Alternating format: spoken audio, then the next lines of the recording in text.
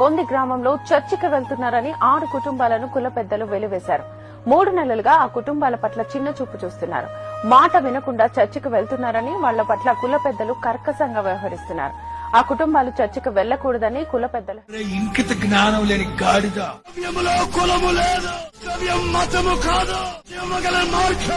ఇంకిత జ్ఞానం లేని గాడిద.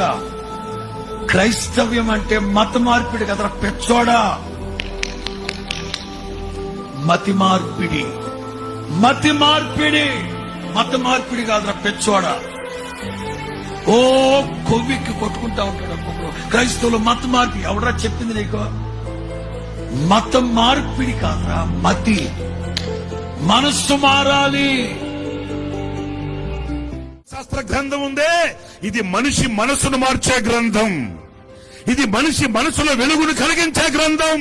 మనిషిని మనిషిగా సమాజంలో నిలబెట్టగలిగిన శక్తి కలిగిన గ్రంథం.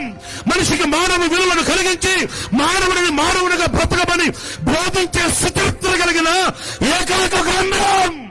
అనుటకు యోగ్యుడు అర్హుడు చేతులెత్తి దండమ పెట్టగల సుచరిత్ర కలిగిన దేవునిని ప్రకటించు నజరేయుడైన యేసు.